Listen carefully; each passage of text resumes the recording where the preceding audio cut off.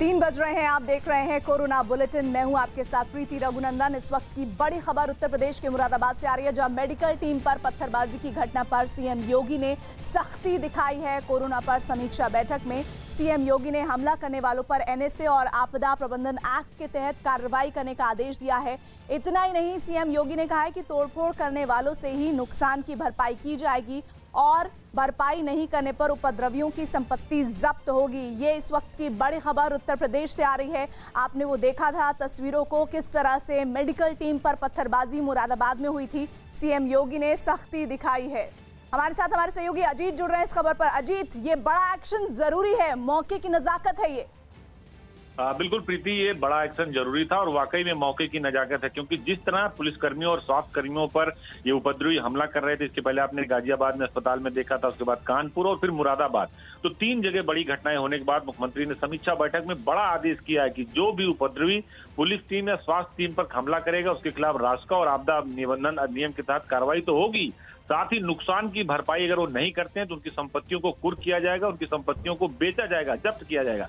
इसके लिए उत्तर प्रदेश सरकार ने पहले ही, जब आपको याद होगा कि लखनऊ में हिंसा हुई थी पूरे यूपी में सीए को लेकर, तब एक अध्यादेश पारित किया था जब सुप्रीम कोर्ट में मसला गया था, तो सरकार ने साफ कर दिया और ये भी कहा कि जो लोग अपनी पहचान छुपा रहे हैं, तबलीगी जमात से जुड़े लोग, उनको ढूंढ कर निकाला जाए, उनके घरों की तलाशी ली जाए और जो थानाध्यक्ष तलाशी न ले रहा उसके खिलाफ भी कार्रवाई की जाए। तो बड़ी खबर है इस वक्त की और बड़ा एक्शन मुख्यमंत्री ने लिया पूरे यूपी में।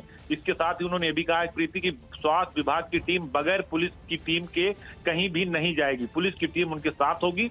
वो किसी मोहल्ले किसी कस्बे में जाते हैं क्वारंटाइन करने, चिकित्सीय परीक्षण करने, पुलिस की टीम जाएगी। इसके लिए बाकायदा डीजीपी और प्रमुख चीफ सेक्रेटरी को सीएम ने आदेश भी किया है।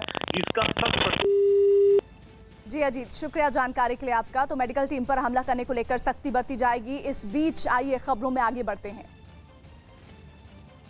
कांग्रेस के पूर्व अध्यक्ष राहुल गांधी ने कोरोना के खिलाफ सरकार की रणनीति पर बड़ा हमला बोला है। उन्होंने कहा है कि लॉकडाउन की कोरोना का समाधान नहीं है। यही नहीं, राहुल गांधी ने कोरोना के खिलाफ लड़ाई में सभी दलों के एक साथ आने को जरूरी बताया। उन्होंने कोरोना की वजह से देश में बेरोजगारी बढ़ने की आशंका जताई और गरीबों के खातों में सीधे पैसा डाले जाने को जरूरी बताया है। उन्होंने मजदूरों को पलायन की समस्या को भी गंभीरता से लिए जाने की नसीहत दी है। उन्होंने कोरोना की जांच के तरीके पर भी सवाल उठाए हैं और कोरोना को हराने के लिए रैंडम टेस्टिंग बढ़ाए जाने की वकालत की है। तो राहुल गांधी ने ये अहम बातें कही हैं प्रेस कॉन्फ्रेंस में। Before I start, I'd like to say that over the last couple of months, I've been speaking to large numbers of experts in India, abroad, in government, outside government, who have a very good understanding of what is going on. So a lot of what I'm going to be saying is going to be based on these conversations. Now, the first thing to understand is that a lockdown is like a pause button. A lockdown is in no way a solution to the COVID virus. It is as if you've hit pause and stopped the virus in its tracks until the lockdown. When we come out of the lockdown, the virus is going to start its work again. So it is very important that we have a strategy to come out of the lockdown. In no way does a lockdown defeat the virus. It stops the virus for some time. Now, what is the real weapon against the virus? The biggest weapon. The biggest weapon is testing. Testing at scale so you know where the virus is moving and you can isolate the virus, you can fight the virus and you can target the virus. और press conference के दौरान news 18 ने राहुल गांधी से दूसरे देशों से भारत की तुलना और कोरोना के खिलाफ जंग में सरकार की ओर से उठाए गए कदमों पर सवाल पूछा, जिसके जवाब में राहुल गांधी ने साफ किया कि उन्हें दूसरे देशों की चिंता नहीं है। उन्होंने भारत में कोरोना से निपटने के तरीकों पर सवाल उठाए। राहुल, मैं न्यूज़ 18 इंडिया से अरुण सिंह हूँ। मेरा सवाल यह है कि प्रधानमंत्री ने अपने पिछले राष्ट्र के नाम संबोधन में कहा था कि हालांकि ये महामारी है और किसी अन्य देश से तुलना नहीं करनी चाहिए हमको, लेकिन फिर भी इतना ज़रूर कहना वो चाहते थे और उन्होंने कहा कि भारत अन्य देशों की तुलना में सही स्थिति में है, ठीक स्थिति में है। तो आपका क्या कहना है इस पर? क्या आप संतुष्ट हैं जो भी कदम सरकार की तरफ से उठाए गए हैं कोविड-19 से निपटने के लिए? देखिए, इसमें बाकी देश जो कर रहे हैं और हम जो कर रहे हैं, मुझे फ्रैंकली बाकी देशों के ऊपर वारी नहीं है। मैं जो हिंदुस्तान कर रहा हूं उसमें इंटरेस्टेड हूं, और मैंने कहा कि काफी एरियाज हैं जिन पर हमें सोचना है, जहां हमें सवालों के जवाब नहीं मिले हैं। एक बहुत बड़ा एरिया टेस्टिंग, दूसरा एरिया जो हमारे ऊपर फाइनेंशियल इंपैक्ट आने वाला है उसके बारे में हम क्या कर रहे हैं, तीसरा एरिया जो फूड शॉर्टेज आने वाली है उस पर हमारी स्ट्रेटजी क्या है, चौथा हमारा जो स्मॉल एंड मीडियम बिजनेसेस जो हैं, जो हमारे 40% रोजगार देते हैं देश में, उनके लिए हमारा प्रोटेक्शन प्लान क्या है। मुझे नहीं लगता कि बाकी देश हिंदुस्तान जितने कॉम्प्लिकेटेड हैं, हिंदुस्तान जितने बड़े हैं, तो हमें इन चीजों को प्रोएक्टिवली अपफ्रंट सोचना पड़ेगा और एक्शन करना पड़ेगा। ये जो लड़ाई है ये अभी शुरू हुई है, इसमें आज विक्ट्री डिक्लेयर करना बहुत गलत काम होगा, क्योंकि ये लंबी लड़ाई है और इस लड़ाई को सिस्टमैटिकली आस्ते आस्ते लड़ना पड़ेगा। और इधर मध्य प्रदेश की गुना से खबर, जहां लॉकडाउन के बीच साथियों के साथ सफर करने के लिए एक शख्स ने सोशल डिस्टेंसिंग का ध्यान रखते हुए अपनी मोटरसाइकिल को अनोखा डिजाइन ही कर लिया है। इस आदमी ने मोटरसाइकिल के पीछे 1 मीटर की दूरी पर एक खास सीट फिट की। इसमें उसके साथी भी उसके साथ सोशल डिस्टेंसिंग का पालन करते हुए मोटरसाइकिल की सवारी कर सकते हैं। खास बात यह भी है कि सीट जालीदार है और पुलिस के डंडों से बचा भी सकती है। तो बेहद दिलचस्प तस्वीर। ऐसे में कहते हैं कि आवश्यकता ही आविष्कार की जननी होती है, और मध्य प्रदेश के गुना की तस्वीर भी कुछ ऐसा ही बता रही है। सोशल डिस्टेंसिंग का इस शख्स ने बहुत ध्यान रखते हुए मोटरसाइकिल को अनोखे तरीके से डिजाइन करा लिया है। इस आदमी ने मोटरसाइकिल के पीछे 1 मीटर की दूरी पर एक खास सीट फिट की है, जिसमें उसके साथी भी उसके साथ सोशल डिस्टेंसिंग का पालन करते हुए मोटरसाइकिल की सवारी कर सकते हैं। खास बात यह है कि ये सीट जालीदार है ताकि पुलिस के डंडों से बचाया जा सके। लेकिन इन्हें यह भी समझना होगा कि सोशल डिस्टेंसिंग तो करनी है, बाहर भी नहीं निकलना है, तो फिर इस बाइक के मायने क्या रह जाएंगे। यार तुमने खूब जुगाड़ लगाई है। बिहार के बांकुड़ से खबर है, जहां एक गर्भवती महिला राशन नहीं मिलने से परेशान है और उसके परिवार के सामने खाने की परेशानी खड़ी हो गई है। महिला के मुताबिक उसके परिवार में बुजुर्ग और 3 छोटे बच्चे भी हैं और पति का काम भी लॉकडाउन की वजह से बंद हो गया है। वहीं राशन कार्ड नहीं होने की वजह से महिला को राशन नहीं मिल रहा है और लॉकडाउन की वजह से उसकी सुनवाई भी नहीं हो पा रही है।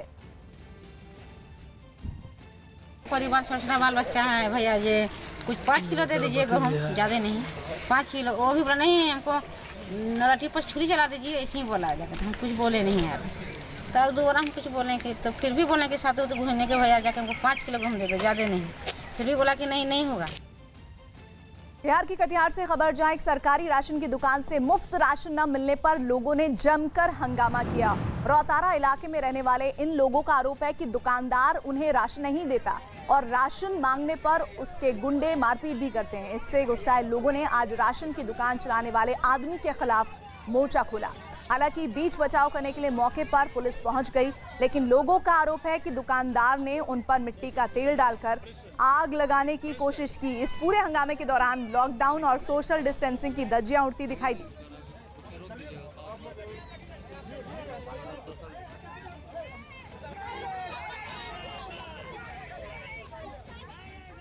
खबर पुणे में लॉकडाउन की, जहां इस बीच मॉर्निंग वॉक करने घर से बाहर निकलने वाले लोगों को पुलिस ने सरेआम सजा दी।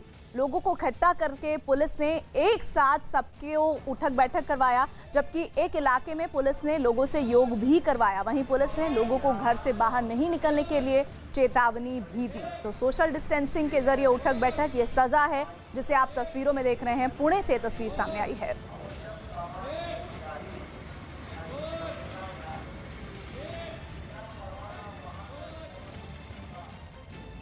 बिहार के औरंगाबाद से अगली खबर, जहां स्ट्रॉबेरी उगाने वाले किसानों को लॉकडाउन की वजह से भारी नुकसान उठाना पड़ रहा है।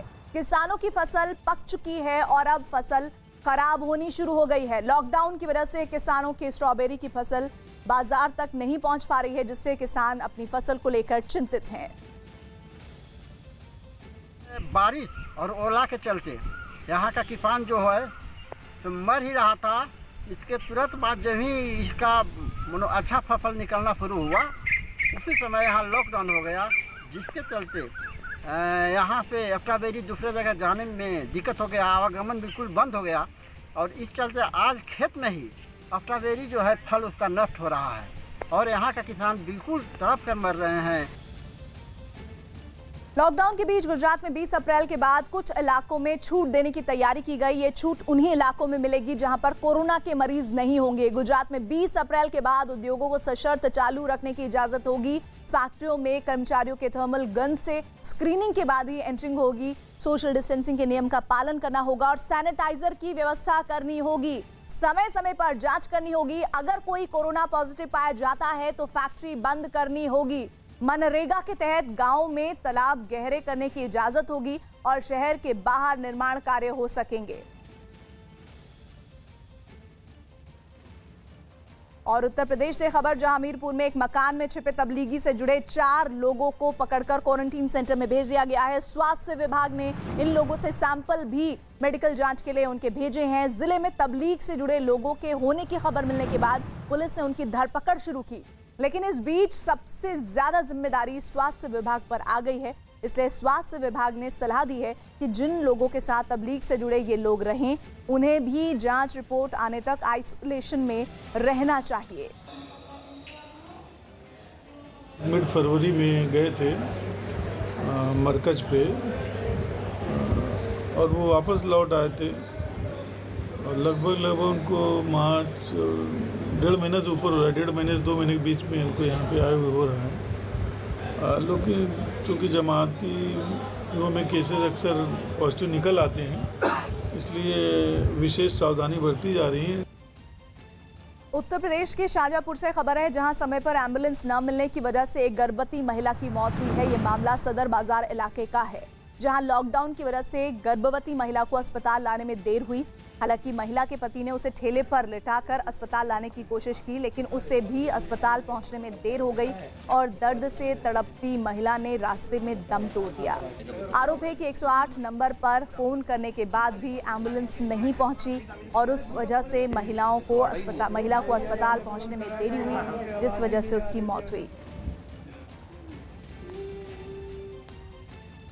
राजस्थान के दौसा से अगली खबर है, जहां लॉकडाउन का उल्लंघन करने वालों की शिकायत करने पर एक महिला के साथ मारपीट का मामला सामने आया है। महिला ने लॉकडाउन के दौरान ओडिशा के कटक से दौसा पहुंचे एक शख्स के बारे में प्रशासन को बता दिया था। आरोप है कि इसके बाद उस शख्स के परिवार वालों ने महिला और उसकी सास के साथ मारपीट की। ये जो साथिन है वो कोरोना जो एक वैश्विक महामारी है, इसको रोकने के लिए उसकी सूचना देने के लिए उनको डेप्यूट किया गया है। अगर कोरोना वॉरियर्स के विरुद्ध इस तरह से लोग सरेआम उनके साथ मारपीट करेंगे तो फिर ये लोग जो कोरोना वॉरियर्स हैं ये ठीक से अपनी ड्यूटी को अंजाम नहीं दे पाएंगे। इसलिए प्रशासन बिल्कुल सख्त कार्रवाई लेगा और हमने इमीडिएट FIR दर्ज करके और संगीन से संगीन धाराओं में मुकदमा दर्ज किया है और उसके विरुद्ध संगीन से संगीन कार्रवाई अमल में लाई जाएगी। बिहार के दरभंगा से खबर है, जहां पुलिस ने लॉकडाउन में सख्ती बरतने के लिए ड्रोन कैमरे तैनात किए हैं। खुद SSP ने बड़े अधिकारियों के साथ शहर में गश्त लगाई और बिना वजह गाड़ियों से घूमने वालों पर कड़ाई बरतने के आदेश दिए। इसके बाद पुलिस ने ताबड़तोड़ चालान काटने शुरू किए तो एक ही दिन में लगभग 5 लाख रुपए बतौर चालान वसूल कर लिए गए। इतना ही नहीं, गलियों में भी सोशल डिस्टेंसिंग का पालन कराने के लिए पुलिस ने ड्रोन कैमरे की मदद लेनी शुरू कर दी है। पुलिस अफसरों ने उम्मीद जताई है कि ड्रोन की तैनाती के बाद पतली गलियों में भी लोग एक साथ जुटने से बचेंगे। लॉकडाउन को उल्लंघन करने के लिए अभी तक हम लोगों ने अपनी फोर्स पे ही पूरा जिम्मेदारी डाली हुई थी। आज से हम लोगों ने यहाँ दरभंगा शहर में ड्रोन कैमरा की भी मदद ली है, जिससे कि पता चल सके कि शहर के विभिन्न इलाके, खासकर जो तंग गलियाँ हैं जहाँ पर फोर्स का मूवमेंट ज़्यादा नहीं है, वहाँ पर लॉकडाउन की स्थिति क्या है। इधर बिहार के जमुई में सरकार से लेकर पुलिस तक की लॉकडाउन का पालन करवाने की सारी कोशिशें नाकाम होती नजर आ रही है। सब्जी मंडी में लोगों की भीड़ जुटी दिखी, जबकि कई लोगों ने मास्क तक नहीं पहना था। सोशल डिस्टेंसिंग का भी ध्यान नहीं रखा गया और खुलेआम नियमों की धज्जियां उड़ाई गई। लोगों की लापरवाही कोरोना के खतरे को बढ़ा रही थी, लेकिन नियम तोड़ने वालों पर कार्रवाई करने के लिए पुलिस भी वहां नजर नहीं आई।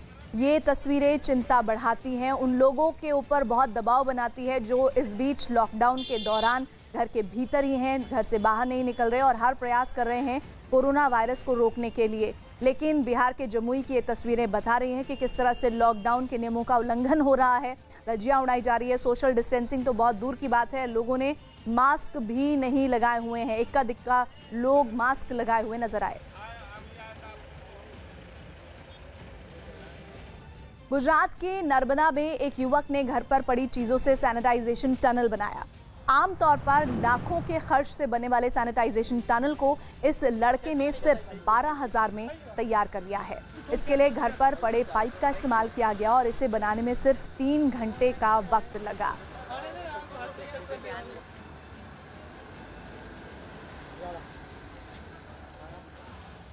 गुजरात के आरवल्ली में लॉकडाउन के दौरान मास्क नहीं पहनना कुछ लोगों को भारी पड़ गया। आरवल्ली में पुलिस वालों की मदद से तैनात किए गए एक पूर्व सैनिक ने मास्क पहने बिना घर से बाहर निकले लोगों को सड़क के किनारे बिठाया और उन्हें अपनी अपनी कमीज को मास्क की तरह पहनने की सजा दी। बताया जा रहा है कि लॉकडाउन के नियमों का पालन करने के लिए कुछ जगहों पर पुलिस ने सेना के रिटायर्ड हो चुके जवानों की मदद ली है और ये जवान पूरी शिद्दत से अपनी जिम्मेदारी को निभा रहे हैं। जो लोग मास्क पहने नहीं दिखे उन्हें ये हिदायत दी गई कि आप अपनी शर्ट हटाइए, उसे उतारिए और उसी का ही मास्क बनाकर पहनिए। गुजरात के आरवल्ली से ये तस्वीर सामने आई है, जहां मास्क नहीं था तो कमीज ही उतरवा दी और उसी का ही मास्क बनवाकर पहना दिया। जम्मू कश्मीर के पुंछ में खाने के सामान से भरे कई ट्रक लॉकडाउन की वजह से सीमा पर ही खड़े हैं। 100 से ज्यादा ट्रक सामान से लदे हैं और सामान पहुंचाने का इंतजार हो रहा है। लॉकडाउन की वजह से जिले की सीमा सील कर दी गई है, जिसकी वजह से सभी ट्रक पिछले 10 दिनों से सीमा के बाहर ही खड़े हैं और उनके ड्राइवर सीमा के अंदर जाकर सामान उतारने के इंतजार में परेशान है। और इधर खबर हिमाचल प्रदेश से है, जहां लाहौल में बर्फीले तूफान में फंसे एक आदमी की तलाश में आईटीबीपी के जवानों ने अभियान तेज कर दिया है। लगातार चौथे दिन लाहौल की पहाड़ियों में आईटीबीपी के जवान एक गांव वाले को खोज रहे हैं जो बर्फीले तूफान की चपेट में आ गया था। इस बचाव अभियान में आईटीबीपी के 20 से ज्यादा जवान बर्फ में जगह जगह गड्ढे खोदकर तूफान में फंसे आदमी की आहट पाने की कोशिश कर रहे हैं। ये बर्फीला तूफान सोमवार को दिन में करीब 11:30 बजे आया था और इसमें पास के गांव का आदमी फंस गया था। आशंका जताई जा रही है कि लड़का भारी बर्फबारी में कहीं दब गया है और जैसे ही आईटीबीपी के जवानों को इसकी खबर मिली तभी से उन्होंने इस आदमी की तलाश में अभियान तेज कर दिया। लॉकडाउन की वजह से बच्चों के स्कूल बंद हैं और उनकी पढ़ाई नहीं हो पा रही है। ऐसे में पढ़ाई का नुकसान ना हो, इसके लिए यूपी के अमेठी में शिक्षा विभाग ने बच्चों के लिए पहल की है। विभाग के कई टीचर ने मिलकर व्हाट्सएप ग्रुप बनाया है जिसके जरिए बच्चों को पढ़ाया जा रहा है। इतना ही नहीं, बच्चों के टेस्ट भी लिए जा रहे हैं और उनके सवालों के जवाब भी दिए जा रहे हैं। बच्चों के माता पिता भी टीचर की इस कोशिश से खुश हैं और इसकी तारीफ कर रहे हैं।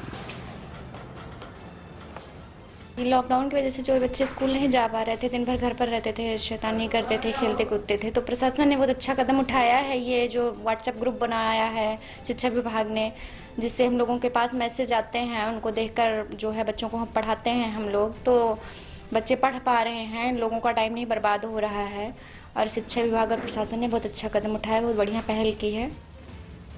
इधर खबर अंतर्राष्ट्रीय, उरुग्वे ने ऑस्ट्रेलियन क्रूज शिप से आखिरी 15 सवारियों को उतार लिया है। ये जहाज 27 मार्च से उरुग्वे के पास समुद्र किनारे खड़ा था और इस जहाज की आधे से ज्यादा सवारियां और स्टाफ कोरोना पॉजिटिव थे। इससे पहले 217 सवारियों में 128 लोगों को कोरोना की पुष्टि होने के बाद उरुग्वे ने इस जहाज को अपने बंदरगाह पर आने से रोक दिया था। लेकिन पिछले हफ्ते ऑस्ट्रेलिया और न्यूजीलैंड के पर्यटकों को इससे उतरने की इजाजत दे दी गई थी। अब आखिरी 15 सवारियों को भी क्रूज से उतारकर विशेष विमान से उनके देशों में भेजने के इंतजाम किए जा रहे हैं। आंध्र प्रदेश के कृष्णा में गरीबों को घर घर जाकर राशन बांटा गया। प्रशासन ने लोगों को उनके घरों में राशन पहुंचाने की जरूरत की जो शुरुआत है वो की है, लेकिन इस दौरान लोग सोशल डिस्टेंसिंग का ध्यान रखना भूल गए। इतना ही नहीं, कुछ लोगों ने मास्क भी नहीं पहने थे। जिन लोगों ने मास्क पहने थे उन्होंने भी राशन बांटने के दौरान मास्क चेहरे से हटा लिया था।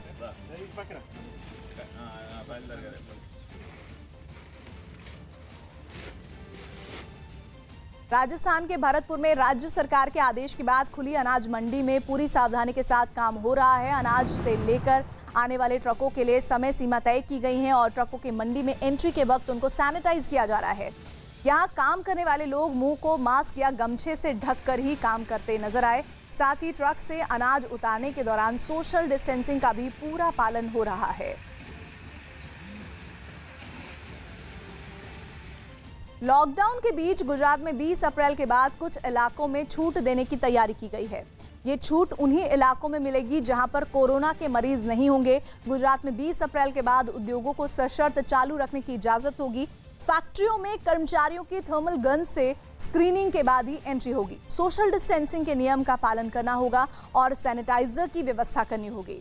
समय समय पर जांच करनी होगी। अगर कोई कोरोना पॉजिटिव पाया जाता है तो फैक्ट्री बंद करनी होगी। मनरेगा के तहत गांव में तालाब गहरे करने की इजाजत होगी और शहर के बाहर निर्माण कार्य हो सकेंगे। जनक हमारे साथ इस खबर पर जुड़ रहे हैं। जनक, लॉकडाउन के दौरान छूट मिलने की कवायद तो की जा रही है, लेकिन इस कवायद में सतर्कता होना बहुत जरूरी है। बिल्कुल, देखिए, मुख्यमंत्री कार्यालय के सेक्रेटरी अश्विनी कुमार ने जब ये प्रेस कॉन्फ्रेंस में अनाउंसमेंट की तो उन्होंने इस बात पर जोर दिया कि देखिए सतर्कता बरतनी जरूरी है। हालांकि इकोनॉमी एस्पेक्ट को भी देखना है। कई फिक्की और गुजरात चैम्बर ऑफ कॉमर्स की ओर से बातें रखी गई थी कि इंडस्ट्रीज को छूट छाट दी जाए वहां पर, और खासतौर पर अहमदाबाद के बाहर और जो हॉटस्पॉट नहीं है उन इलाकों में फैक्ट्रीज को चालू करने की इजाजत दी जाए। तो इसके चलते गृह मंत्रालय की जो नोटिफिकेशन आया उसके बाद यहाँ 3 डिपार्टमेंट थे, उनको ये काम सौंपा गया था। खासतौर श्रम मंत्रालय को खासतौर पर जिम्मेवारी दी गई थी और पूरा एक प्लान का जो रूपरेखा है वो मुख्यमंत्री को दी गई और आज अनाउंसमेंट की गई है। जिन इलाकों में कोरोना के पॉजिटिव न के बराबर है या नहीं है, उन्हीं इलाकों में इस तरीके की जो फैक्ट्रीज और यूनिट्स हैं, कारखाने हैं, उनको चालू रखने की इजाजत होगी। साथ ही में जो कारीगर हैं, श्रमजीवी हैं, उनको लाने ले जाने की व्यवस्था भी उस जो कंपनी का मालिक है उनको ही करना होगा। साथ में सैनिटाइजर और सोशल डिस्टेंसिंग का जो मापदंड सरकार ने तय किया है वो, लेकिन बहुत चौकन्ना और रहना होगा जनक, क्योंकि जिस तरह से केसेस बढ़ रहे हैं, भले ही कुछ ऐसे हिस्से हैं जहाँ पर छूट को लेकर गुजरात सरकार सोच रही है, लेकिन अगर एक भी चूक हुई तो ये चूक भारी हो सकती है। जुड़ने के लिए शुक्रिया जनक आपका। इधर कोरोना पर समीक्षा बैठक में सीएम योगी ने 20 अप्रैल के बाद कुछ क्षेत्रों में छूट के निर्देश दिए हैं। 20 अप्रैल के बाद शुरू होने वाली फैक्ट्री में थर्मल स्कैनर से जांच शुरू होगी। हर फैक्ट्री में सैनिटाइजर की व्यवस्था करनी जरूरी होगी। काम के दौरान सोशल डिस्टेंसिंग के नियम का पालन जरूरी होगा। इतना ही नहीं, सभी अस्पताल में N95 मास्क और PPE होना भी जरूरी किया गया है। मंडी और बाजारों में भी सोशल डिस्टेंसिंग के नियम के पालन को जरूरी बनाया गया है। अजीत हमारे साथ जुड़ रहे हैं। अजीत, वही बात जो मैं जनक से कह रही थी कि ये हिदायतें बहुत सही है, आप थोड़ी सी रियायत दे रहे हैं, ये भी बहुत सही है, लेकिन इन तमाम पॉइंटर्स को ठीक से लागू कर पाना इतना आसान नहीं होगा जिस सिचुएशन से हम लोग गुजर रहे हैं।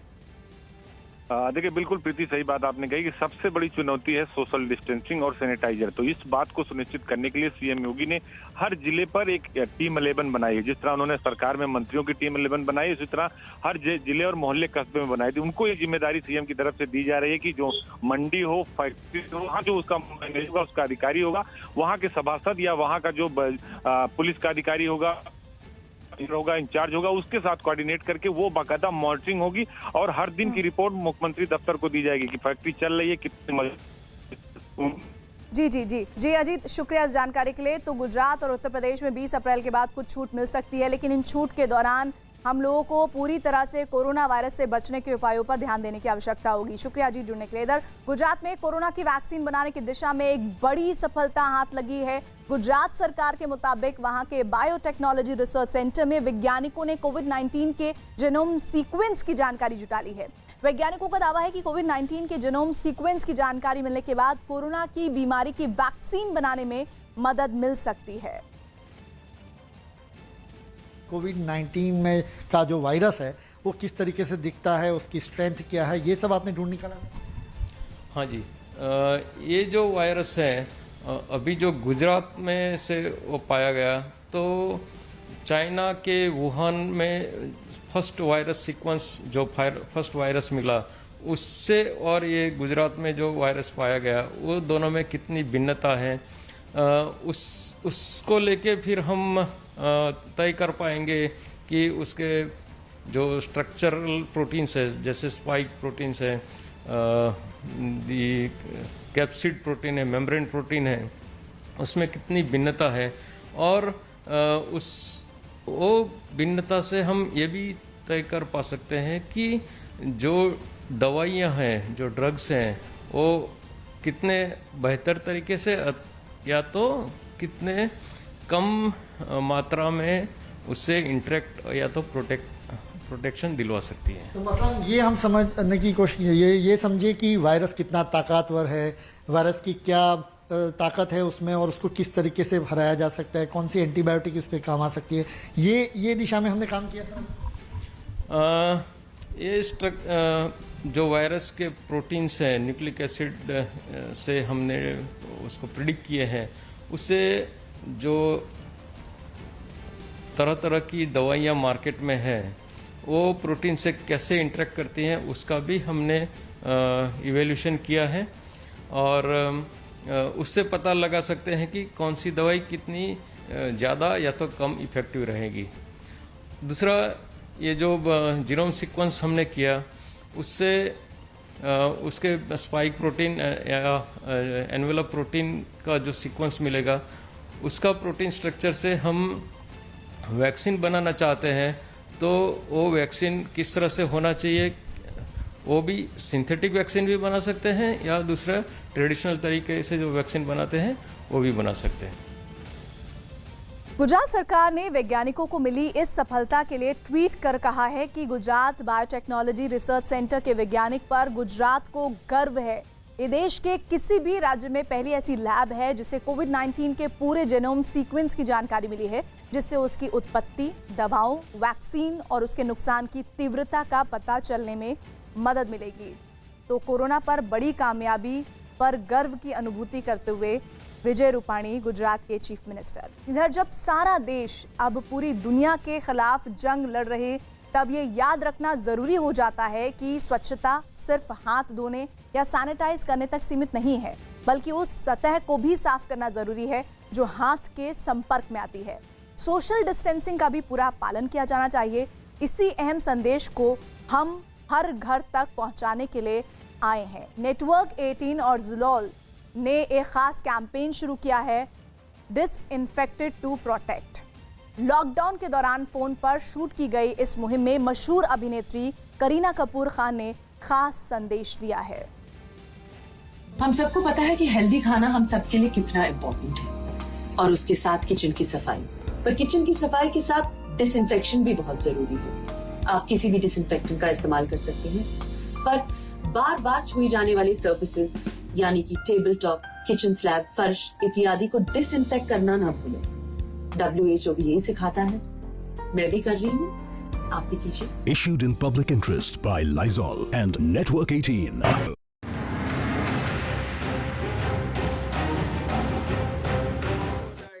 और आज से 20 तारीख तक समय है, तो सभी जिले के अधिकारी, जिला मजिस्ट्रेट विशेष रूप से उनके सभी अधिकारी अनमन गतिविधियों के विभिन्न जो है उनके लिए विभिन्न जो निर्देश होंगे उसकी समीक्षा करके सभी कार्रवाई सुनिश्चित करेंगे। सभी शासनादेश जो जारी होंगे उनको सावधानी पूर्वक स्पष्ट तौर पर स्पष्ट आदेश उल्लेख करने का भी माननीय मुख्यमंत्री जी ने आदेश दिया है। प्रत्येक जनपद के चिन्हित अस्पतालों में इमरजेंसी सेवाएं सक्षम स्तर से अनुमति के पश्चात ही संचालित होंगी। इमरजेंसी सेवाओं के संचालन के लिए स्वास्थ्य एवं चिकित्सा शिक्षा विभाग के प्रमुख सचिव प्राथमिकता पर व्यवस्था सुनिश्चित करेंगे। सभी अस्पतालों में N95 मास्क, PPE सहित संक्रमण से सुरक्षा के सभी उपकरण पर्याप्त मात्रा में अनिवार्य रूप से उपलब्ध रहेंगे। बिना कोविड नियंत्रण प्रशिक्षण और सुरक्षा उपाय के इमरजेंसी सेवाओं का संचालन नहीं किया जाएगा। जिन चिकित्सा संस्थानों में स्टाफ के संक्रमण से सुरक्षा के सभी प्रबंध उपलब्ध होंगे और डॉक्टरों सहित सभी चिकित्सा कर्मी प्रशिक्षित होंगे, वहीं इमरजेंसी सेवाओं का संचालन अनुमन्य होगा और यह संबंधित को सुनिश्चित कराना जिला प्रशासन का दायित्व होगा। टेलीमेडिसिन के माध्यम से लोगों को टेली कंसल्टेंसी अर्थात चिकित्सकीय परामर्श सुविधा भी उपलब्ध कराने के निर्देश माननीय मुख्यमंत्री जी ने दिए हैं और उसको आज पुनः उन्होंने इसका आदेश का अनुपालन करने का निर्देश दिया है। अस्पताल तथा संस्थागत क्वारंटाइन की अवधि पूरी करने के पश्चात होम क्वारंटाइन हेतु घर भेजे जा रहे सभी लोगों की अपर मुख्य सचिव राजस्व से सूची प्राप्त कर मुख्यमंत्री हेल्पलाइन 1076 के माध्यम से नियमित मॉनिटरिंग होगी। अर्थात जो लोग घर जा रहे हैं वो होम क्वारंटाइन में रहे, उनको भी ये सूचित किया जाता है कि वो सावधानी बरतते रहें, जिससे कि उनके हित में भी है, उनके परिवार के हित में भी है और जनरल हित में है कि उनकी मॉनिटरिंग होती रहे। संपूर्ण प्रदेश में मंडी तथा बाजारों आदि में सोशल डिस्टेंसिंग का पालन कराया जाए। प्रदेश की सभी मंडियों के खुलने के समय सैनिटाइजेशन का कार्य नियमित रूप से हो।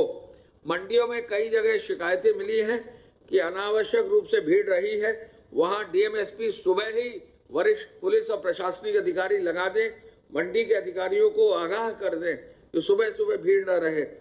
विभिन्न प्रदेशों में रह रहे उत्तर प्रदेश वासियों की समस्याओं के समाधान के लिए उत्तर प्रदेश सरकार द्वारा नामित नोडल अधिकारी प्रत्येक फोन कॉल को अटेंड करें। तो यूपी सरकार की तरफ से प्रेस ब्रीफिंग लगातार हर रोज की जा रही है, जिसमें बताया जा रहा है कि जो लगातार लोग अभी भी केसेस को छिपा रहे हैं उनको लेकर तमाम सख्ती बरती जा रही है। पीलीभीत में एक भी केस नहीं मिला है, इस बात का जिक्र भी किया गया है। इधर लॉकडाउन के बीच लोगों को बड़ी राहत मिल सकती है। सूत्रों के हवाले से खबर यह है कि 20 अप्रैल से अमेजॉन, फ्लिपकार्ट जैसे ऑनलाइन प्लेटफॉर्म के जरिए TV, mobile phone, laptop, refrigerator और स्टेशनरी से जुड़े सामान की बिक्री शुरू हो सकती है। तो ये बहुत बड़ी खबर है इस वक्त की, जो इस वक्त आपको हम दे रहे हैं। विक्रांत हमारे साथ जुड़ रहे हैं, सहयोगी विक्रांत। ये राहत है जो कुछ दिन बाद मिल सकती है लोगों को। देखिए, बिल्कुल 20 तारीख से राहत मिल सकती है और कुछ ऐसे जरूरी की चीजें जैसे मोबाइल, लैपटॉप, रेफ्रिजरेटर, टीवी और स्टेशनरी आइटम, इस तरीके की जो जरूरी की चीजें हैं वो ई कॉमर्स साइट जो है उसके जरिए लोग मंगवा सकेंगे अपने घर पर। और जिस तरीके से कल जो गाइडलाइंस एमएचए ने जारी की थी उसमें साफ किया गया था कि 20 तारीख से कुछ ऐसी गतिविधियां होंगी जिसको शुरू करने की अनुमति दी जाएगी। तो अब हमें जो वरिष्ठ अधिकारियों के जरिए पता चल रहा है सूत्रों के हवाले से कि ऑनलाइन प्लेटफॉर्म के जरिए इन चीजों की बिक्री की अनुमति दी जाएगी और लोगों को, क्योंकि घर पर रहकर भी लॉकडाउन के दौरान इन चीजों की जरूरत ज्यादा पड़ रही है, तो इस तरीके के जो जरूरी इक्विपमेंट हैं इसकी बिक्री की अनुमति दी जाएगी। और 20 तारीख से ये ऑनलाइन कंपनियां जो प्लेटफॉर्म है ये अपना काम इन सब चीजों की डिलीवरी के लिए शुरू कर देंगी। लेकिन विक्रांत, इसमें भी वही बात आ जाएगी कि सावधानी बहुत बरतनी पड़ेगी, क्योंकि भले ही 20 अप्रैल के बाद ये लॉकडाउन में कुछ राहतें दी जा रही हैं, लेकिन इस राहत के बाद कैसे एहतियात बरतनी है ये हम सबको सोचना होगा। इन वेबसाइट्स को भी सोचना होगा और जिनके घर सामान पहुंचेगा उनको भी सोचना पड़ेगा। इधर खबर कल मुरादाबाद से आ रही है, जहां पर आज यूपी के फिरोजाबाद में सैनिटाइज करने गई टीम के साथ मारपीट की गई थी। वो तस्वीर आपने न्यूज़ 18 इंडिया पर देखी थी। फिरोजाबाद के लाइन पार इलाके में सैनिटाइज करने गई टीम के साथ मारपीट की गई। पुलिस ने इस मामले में 4 आरोपियों के खिलाफ केस दर्ज किया है, 3 आरोपियों को गिरफ्तार कर लिया है। ये 2 तस्वीरें आपको दिखा रहे हैं मुरादाबाद हमले की और आज फिरोजाबाद हमले की। अजीत हमारे साथ जुड़ रहे हैं। अजीत, ये उत्तर प्रदेश की जनता को हो क्या गया है? कोरोना वायरस से लड़ाई लड़ने में सहयोग करना चाहिए, लेकिन इस सहयोग की जगह उत्पात मचाया जा रहा है।